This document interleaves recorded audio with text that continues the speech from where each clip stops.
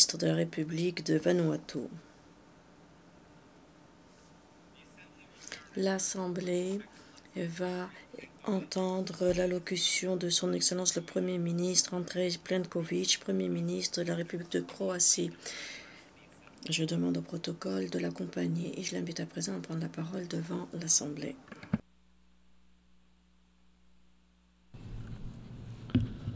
Mr. President, Monsieur le Président, Excellences, Mesdames et Messieurs, aujourd'hui, nous devons être unis face aux défis mondiaux sans précédent.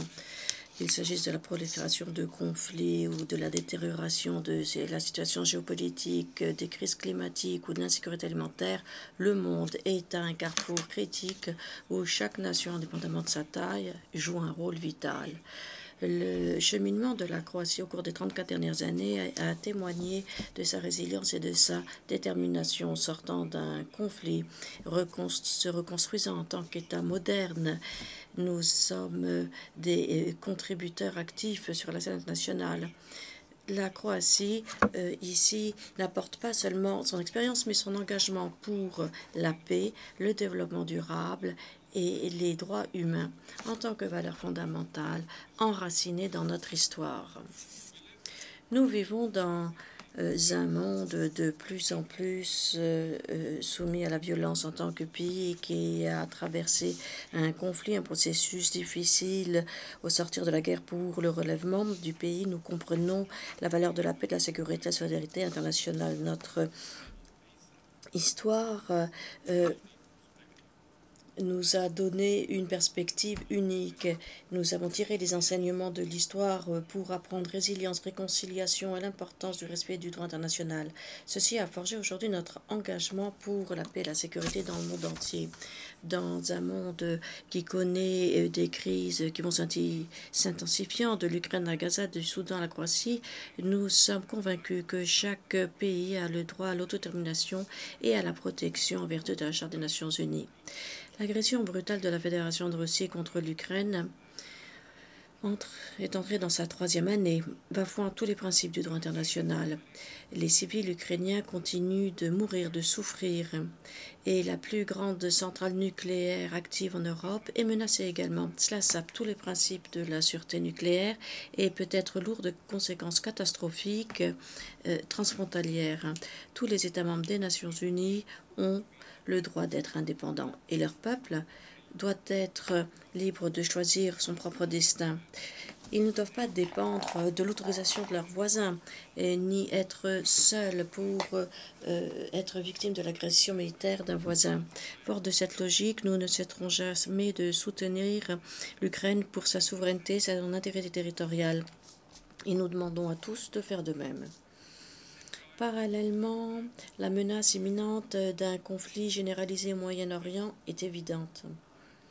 L'attaque terroriste haineuse contre Israël le 7 octobre nous a horrifiés, ainsi que la tragédie qui perdure, indicible, subie par la population civile de Gaza, où des dizaines de milliers ont été tués, blessés, mutilés. Quels que soient les griefs, passés au présent, poursuivre ainsi ne conduira pas à un règlement durable, mais seulement à plus de morts et plus de destruction. Nous demandons la libération sans condition immédiate de tous les otages restants et nous demandons aux deux parties de commencer de véritables négociations pour mettre un terme aux hostilités et prévenir toute autre escalade. Le Moyen-Orient et son peuple mérite un avenir meilleur, et le reste du monde aussi. Les guerres en Ukraine et à Gaza et au Moyen-Orient font oublier la catastrophe civile humanitaire colossale qui se déroule actuellement au Soudan. C'est encore plus alarmant d'examiner le contexte avec plus de morcellement s'agissant de l'architecture sécuritaire dans bien des régions du continent africain. Inverser cette tendance nous incombe à tous, ce doit être notre priorité. Nous ne devons pas laisser de côté l'Afrique, le continent où il y a la moitié de la population a moins de 19 ans. C'est une source d'espoir pour l'humanité. Il ne faut pas l'oublier. La Charte des Nations Unies n'est pas seulement un document que l'on peut facilement remplacer. La constitution du monde doit être respectée plus que jamais aujourd'hui. Renforcer le multilatéralisme effectif centré sur les Nations Unies ne doit pas être réduit à une expression à des expressions que l'on utilise à des occasions telles qu'aujourd'hui. Dans la même logique, nous devons lutter pour renforcer la maîtrise internationale des armes, le désarmement et la non-prolifération est essentielle. Et pas seulement pour éviter conflits, instabilité ou plus de tragédies, mais pour réduire les risques déjà accrus d'escalade, que ce soit délibéré ou par suite à un malentendu. Les groupes extrémistes et terroristes et leurs affiliés continuent d'être une menace grave dans le monde entier. Aucune société n'est à l'abri. Leur expansion dans différentes régions, leur niveau accru de violence ne fait que nous rappeler que lutter contre le terrorisme, prévenir le terrorisme exige un engagement à long terme, ainsi que des efforts continus coordonnés de l'ensemble de la communauté internationale. En tant que pays qui a accueilli fièrement et soutenu et a permis le succès de l'ATNUSO, dûment considéré comme un grand succès,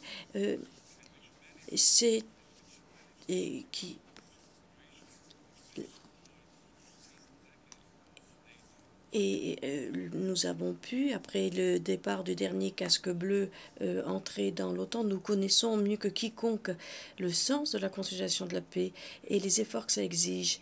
Et cette année, en tant que vice-président de la CCP et président dernier, la Croatie soutient le renforcement des liens entre les trois piliers des Nations Unies, la paix, la sécurité, le développement et les droits humains.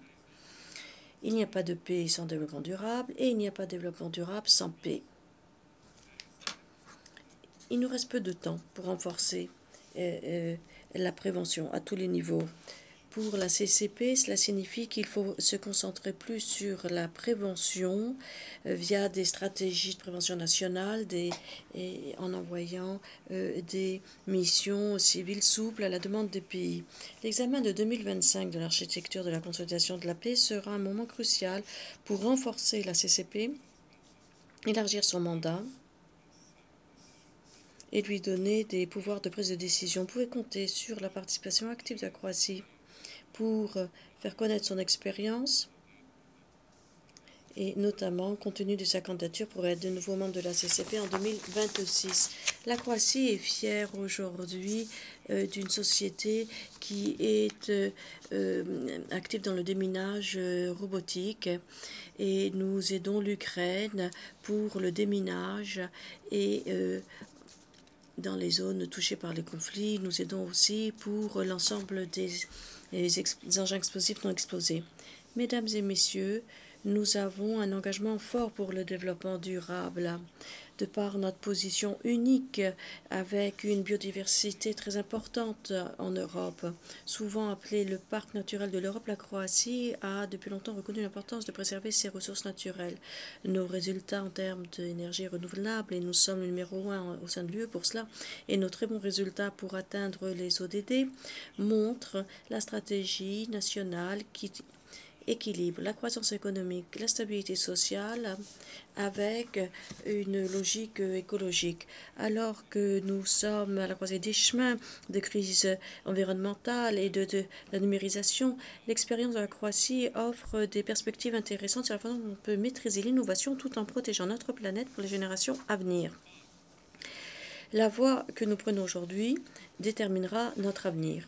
Aussi, nous devons choisir cette voie de façon visée. La Croatie et sa stratégie de développement national jusqu'à 2030 a épouser la vision d'un pays sûr, novateur, compétitif, avec une identité reconnaissable, un pays qui a préservé ses ressources. Nous avons édifié notre stratégie sur les trois piliers corrélés du développement: la numérisation, la décarbonation et la relance démographique.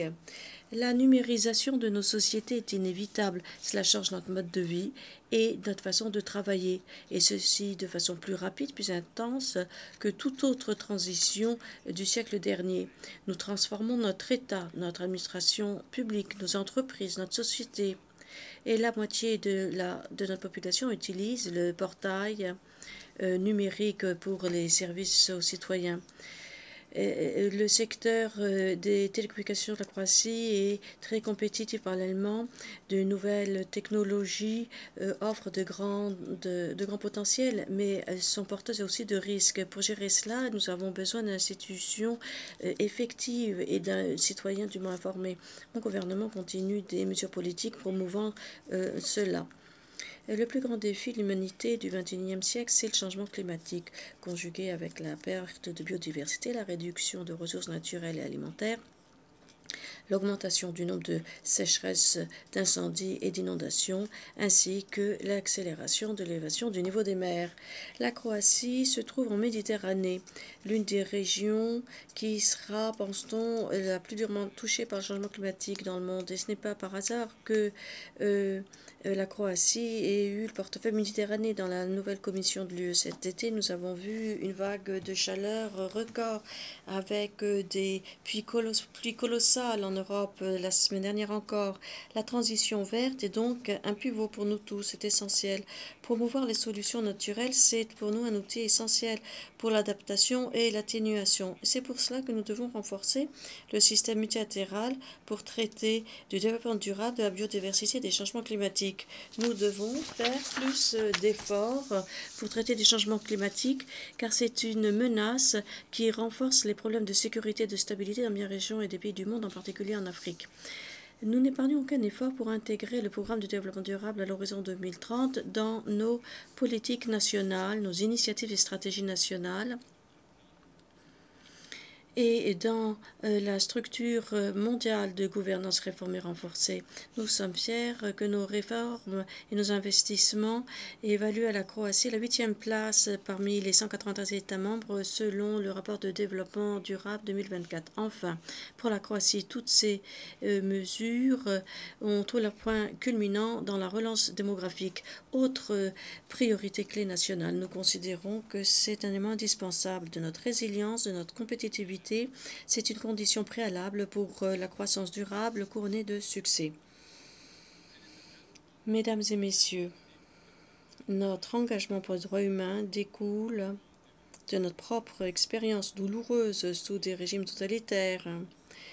Cela découle des horreurs de l'agression subie pendant la guerre et les violations des droits fondamentaux que nous avons subies en tant que pays ont forgé notre compréhension de l'importance de la protection de la dignité humaine, de la justice, de l'égalité.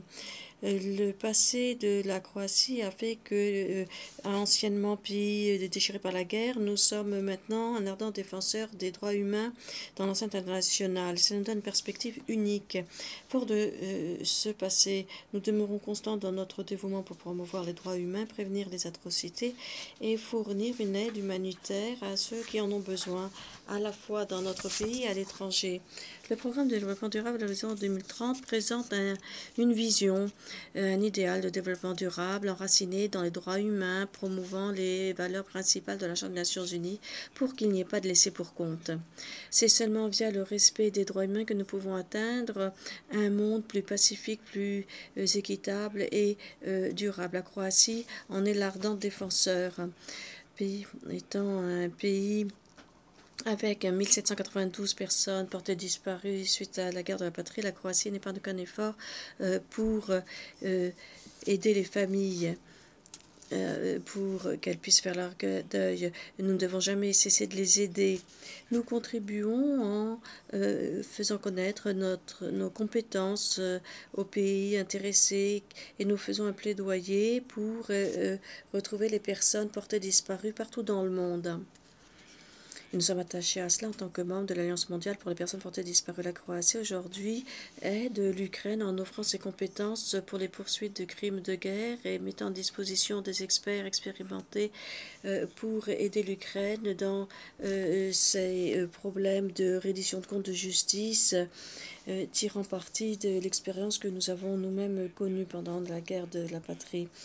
Nous sommes attachés à l'élimination de la violence au foyer, notamment contre les femmes. Et pour nous, le fémicide est maintenant un crime. Notre objectif est d'éliminer la discrimination entre les sexes et de créer des conditions sur un pied d'égalité pour les hommes et les femmes dans la société, à la maison, à l'étranger et dans le système multilatéral. C'est pourquoi la Croatie promeut femmes, paix et sécurité au niveau mondial, car nous savons les effets disproportionnés des conflits sur les femmes. Mais nous avons également vu comment les femmes, quand elles participent à tous les processus de consolidation de la paix et de pérennisation de la paix, nous avons vu qu'elles sont des actrices du changement, des actrices de la paix. La Croatie est également une approche intégrée pour les questions concernant les personnes en situation de handicap. Cela inclut d'intégrer le handicap dans tous les domaines des droits humains. Fort de cela, aux Nations Unies, nous mènerons un effort par un groupe transrégional des pays pour proclamer la journée internationale des sourds et des malentendants et non-voyants. Cette résolution, nous l'espérons, contribueront à la reconnaissance juridique de l'handicap des sourds-muets qui est handicap unique. Au cours des 3 dernières années, la Croatie a eu l'honneur également d'être coprésident du groupe des amis de la responsabilité de protéger à New York. Nous pensons qu'il faut faire plus encore pour la prévention d'atrocités et pour l'application du concept de la responsabilité de protéger. Dans le contexte humanitaire, nous voyons actuellement les circonstances épouvantables. Nous avons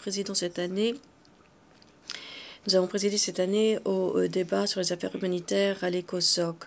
Dans le contexte très difficile des conflits, de l'éruption de nouveaux conflits, de l'escalade des conflits actuels, avec les catastrophes causées par le climat, différentes maladies, les chocs économiques, la famine pour des millions de personnes. En axant la discussion sur les conséquences de l'érosion du respect du droit international, on a entendu des appels clairs de toutes parts pour renforcer le droit, l'application du droit humanitaire international, mettant un terme à l'impunité et favorisant le rôle chef de file des femmes en traitant de l'utilisation responsable des nouvelles technologies. En tant qu'un des États successeurs de l'ex-Yougoslavie, la Croatie est un des fondateurs des Nations Unies. Suite à la dissolution de l'ancienne Yougoslavie, en se défendant de l'agression de l'invasion, il y a 32 ans, la Croatie a reconfirmé son engagement pour la Charte des Nations Unies, et cette fois-ci en tant qu'État membre libre, souverain et indépendant des Nations Unies.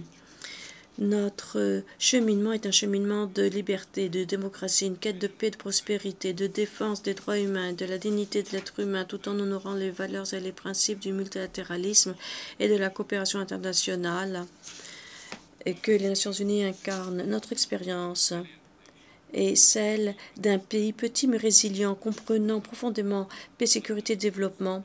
Et cela souligne l'importance de réformer, de revitaliser les Nations Unies pour veiller à ce qu'elles soient à même de relever les défis mondiaux d'aujourd'hui et de demain. Le pacte de l'avenir, document essentiel pour renforcer le multilatéralisme, que nous avons adopté au début de la semaine, détaille à la fois la réforme de l'Assemblée générale et du Conseil de sécurité. Nous pensons que nous devons renforcer plus avant réformer et revitaliser ces deux institutions. Le rôle de l'Assemblée générale a été renforcé récemment s'agissant de des questions que le Conseil de sécurité n'avait pas réussi à traiter. Il faudrait faire plus s'agissant du maintien de la paix et de la sécurité internationale également.